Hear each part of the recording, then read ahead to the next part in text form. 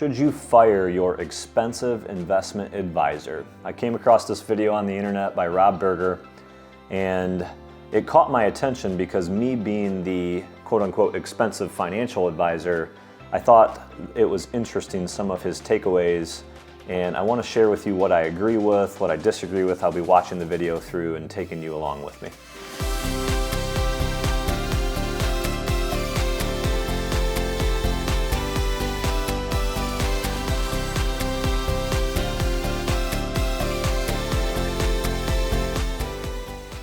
Hey guys, glad to be back with you, and for those of you who are new to the channel, welcome out. My name is Jet, Vice President and Wealth Advisor here at W.A. Smith Financial. We are a team of fiduciary financial advisors helping people just like you all over the United States understand their money and their investments better so that you too can achieve financial peace of mind.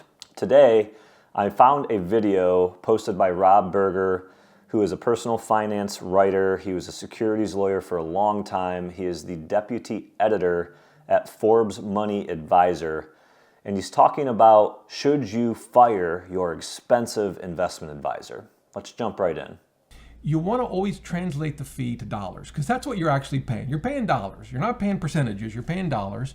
And so with a 1% fee, the math is not that difficult. But if you've got, say, $1 million invested with an advisor and they're charging you 1%, that's an annual fee. So you're paying $10,000 for their fee each and every year. And that's in addition to any fees associated with the underlying investments that they have you invested in. Now in Kelly's case, the good news is it sounds like they're using low cost index funds. That's great. But you may have an advisor that's using very expensive, actively managed funds that can charge 1% or more on top of the advisor's fee. So again, you want to understand not only the fee your advisor is charging you, but the fees of the underlying investments. If you're not sure about that, call your advisor. They will be able to tell you. They have an obligation to do so. Okay, so a few things here. Talking about the actual fee, use as an example, if you have $1 million and the advisor that you have is charging you an assets under management fee. That's often calculated as a percentage. And there's a lot of arguments about what the average fee is charged in this method. You hear 1% a lot as a competitive but type of average across the industry. You see fees that are higher, some that are lower. But if you got $1 million at 1%, you're paying that advisor or that firm $10,000 a year.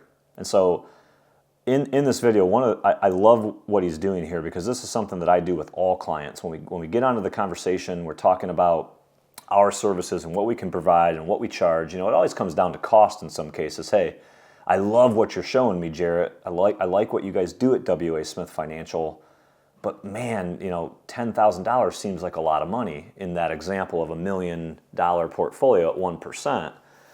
Here's the analogy I would use.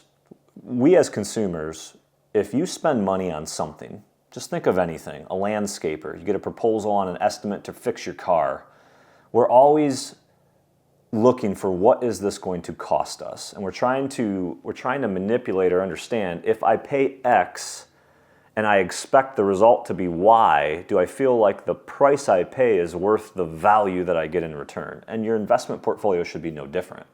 You should be looking at this the exact same way. The problem that people have is a lot of times that $10,000 fee that they're paying, they're not cutting a check. They're not getting into their checking account and sending a check to the advisor. It's being deducted right from their account. So you think about the out of sight, out of mind example here, you can't think of it that way. What Rob is telling you to do is exactly how you should look at this when it comes to calculating what the relationship's going to cost you. Now, another thing that he mentioned in this clip was advisory fee, but stacking on top of that the underlying costs that the investments that advisor puts you in will cost you. So this is something where, he's kind of lumping most advisors into one category. This is something you can easily avoid. So if you're going to hire a financial advisor and they're going to charge you a 1% per se, then you need to be sure that the investments and the products and the things that they use to make up that portfolio strategy are not also then expensive. And quite frankly, it's easy to find advisors that use really low cost funds, sometimes exchange traded funds over mutual funds as an answer. we use exchange traded funds and stocks a lot. We try to avoid mutual funds because of that additional cost. We want our clients to pay the least amount that they have to in order to get the value that they're trying to obtain. So don't think for a second that you are automatically going to pay both an advisory fee of 1%, but then potentially have another 1 to 2% on top of that, because you can absolutely control what investments are being used, and you can find firms where it is clearly evident what they build their portfolios utilizing to make sure that what they use is low cost and doesn't rack that fee up higher. And lastly, if you're with the right advisor, he mentions at the end of that clip, if you don't know what you're paying, you should call your advisor and they're obligated to tell you. Well, I got news for you. If you're talking to an advisor and this isn't discussed long before you become a client, that's a problem. We make sure that all clients and people that we talk to who are interested in our services are going to fully understand before they ever sign anything, before they ever agree to become a client, that they know what it's going to cost. We want people to know. A good financial advisor, in my opinion, they want you to know what their fee is. They want you to be able to calculate the value. I can't ask a client if they're happy with what we've done, whether that's rate of return, financial plan, estate planning, all the different areas that we cover, unless they know what they're paying. How can you calculate your value if you don't know what it costs for said service? Let's jump to the next clip. Can you handle these investments on your own? It's not hard to set up a portfolio. We've talked about many different kinds of portfolios on this show over the last year or so, but it does take a little bit of work. And most importantly, you have to stick to your investment plan even when the market falls. And for some folks, that's hard to do. Now, an advisor won't guarantee you that you won't make maybe a bad decision in a difficult market, but at least they will be there, hopefully, to try to talk you out of making a bad decision. So there's certainly real value in that. It's just a very personal thing that we each sort of have to assess on our own. But it gets me to point number 3, and this is actually maybe in favor not so much of the 1% fee, but of advisors. They do add simplicity and ease to what you're doing because they sort of do all the work for you. Okay, so in this clip, he covered a couple of things. Number one, he's talking about, can you handle the investments on your own? That's the question that if you watch through the whole video, he comes to that one a lot. And I think that's important, right? If you're going to do this on your own, and the idea here is if you do it on your own, you're avoiding paying someone like me, the expensive advisor, 1%. I find far more often that it's not about can you. For the people that we work with, it's about do you want to? Do you want to do this on your own? We have a mission statement in the lobby of every one of our offices, and it says, our mission is to ensure that our clients focus more on their life and so that they can worry less about their money. What we find is, I have a lot of clients who I think they're probably capable of doing this on their own. They might have enough knowledge. They just don't want to.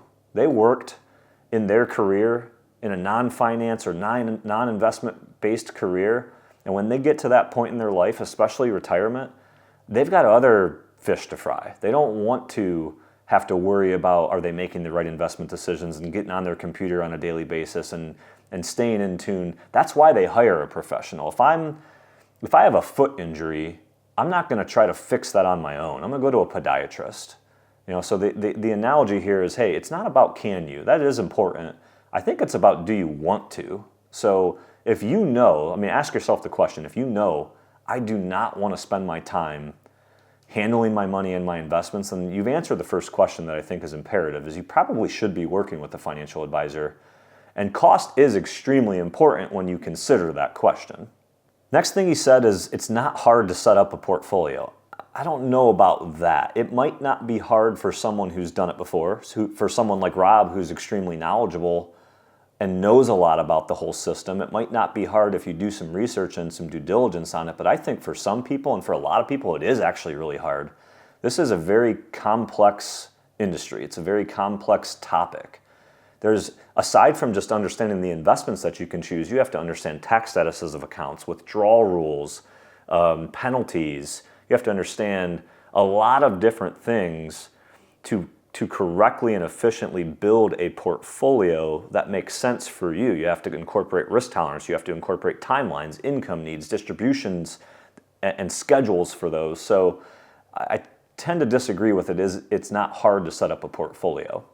And the third tip that he mentioned was there to talk you off the ledge. I think I've said this for a long time. When we are in a bull market and markets are good and they're up, most of our clients probably don't really need us. We still provide value in many other areas, but if markets are really good, you could put a blindfold on, get a dart, put a list of stocks and mutual funds on the wall and throw your dart, and you'll probably still be fairly successful. It's the time where the advisor is the most important for people like you is when markets go down, because we as human beings, we make the worst decisions, especially with our money, when things are painful. And when markets go down, 2022, 2007, 2008, 1999, 2000 dot-com bubble, when things are bad and you're losing a lot of money on your statements and it's scary and it's painful, that's when you react wrong. So he even mentioned a good financial advisor will talk you off the ledge. I think it's critically important that you understand a financial advisor is there not just to help you build everything and manage it, but he or she is there to help you make sure that you don't make the wrong decision at the wrong time. All right, let's jump to the third and final clip that I want to touch on. All right, now point 4, as I mentioned it in the email from Kelly, their financial advisor provides a lot more services than just managing your investments. There might be financial planning. They might give you some advice on insurance. They might help you with trusts and estates issues. In Kelly's case, they helped with a home refinance. And so these are all very valuable services. But here's the real issue. Are they worth the 1% that you're paying? You can go out and get a standalone financial plan. In fact, I was looking at one article. I'll show it to you. This is from Michael Kitces, and a very well-known advisor, has done a lot of great work in this space. Now, this is a couple of years old, I think, 2019. But he was saying here that the average for a standalone comprehensive financial plan is $2,400. Okay, so in this part, he's talking about, Kelly's advisor. He's fielding a question throughout this video. If you watch it, someone named Kelly sent an email to him asking him should she fire her advisor, and she justified it by saying, hey, it's tough for me because not only does my advisor help me with investment advice and allocation and management of funds and all that, but he also provides estate planning and he provides some help with other things and other services, and therefore I feel like the 1% fee is a little bit more justified. And that's key. I think the biggest thing I want to take away here is Rob starts talking about he thinks you should separate your investment advice from your financial plan, and he kind of walks people down the path of, hey, I think it would be better if you paid a flat fee one time to get a financial plan and then handled your investments on your own. Again, I go back to some of the other things that I've said. Some people just don't want to do that, number one. They don't want to take their time and do that. But for those who do, I challenge that advice only because if you go to a fee-only planner, and we're the type of advisor that we can charge a flat fee and just give advice and put a plan together, and we've done that for people before. The problem that I always encounter is that the advice that I give is rather robust. There's a lot of complexities to it. Some of the investments and things that we might tell someone to use are not just readily available for you to go out and buy in the retail space. Some of the things that we have, because of the size and the breadth of our company, are not available to the normal retail Joe investor either. And so if I give you advice and I tell you to do all these things, not only do you have to then go out and try to maneuver that space on your own in a space that's very complex and kind of scary for some people, but then there's the ongoing nuances of change. This environment today, our economic environment, and this has been the last several years, it changes rapidly. Opportunities in the market with investments, they come and go very quickly. We're in the information age. Markets don't move the way they did 20 and 30 years ago. They move very, very quicker, a lot more quick to be able to capitalize on some of those opportunities and some of those things you can do. And if you have the proper team who's managing your money, watching your portfolio for you, you might have a better shot at taking advantage of some of those opportunities as they strike and as they become available. The other thing he mentioned here is about other services, and I think that this is key. If your financial advisor is offering you additional services encompassed within that management fee, that is good. You want that. You want someone who can provide tax advice, who can give you investment allocation advice, manage your money for you, help you with the financial plan, help you with a distribution and an income plan, help you decipher healthcare decisions. There's 5 key areas of a retirement plan that your advisor should be guiding you on. That financial advisor should be the CEO of your financial life. If you're the owner of the company and the company is your money, you're hiring a financial advisor as a CEO, not just as someone to pick your stocks and your bonds and your mutual funds for you. So as we wrap up, I think in general, a lot of what Rob says is common sense, and he puts out great information. I would strongly recommend that you follow some of his stuff, but I think looking at it a little bit more granular, there are 3 specific things I want you to remember when you're considering whether or not you're getting enough value for the fee that you're paying. The first one is the question of, do you want to handle it? Not can you. Can you is important, but do you want to handle it? Do you want to spend time doing this type of thing on your own? Or would you rather hire a specialist and pay a premium so that you can feel better and more confident and potentially be in the right hands there? Number 2, if you don't want to handle it and you'd rather worry about other things in your life, then you absolutely must know what it's going to cost you. He's absolutely right when it comes to that. You better know what it's going to cost you from top down. What's the advisory fee going to be? What are the underlying investments going to cost you? What other services do I get as a part of this fee? And number 3, if you're working with a financial advisor who's charging you a fee and you aren't getting comprehensive advice, not just in the field of investments, but healthcare, estate, taxes, income planning, in and around all those things, then you're probably not working with the right person. You can get a lot more bang for your buck in a similar fee arrangement, if not in some cases even smaller fees, by finding the right holistic, comprehensive financial team.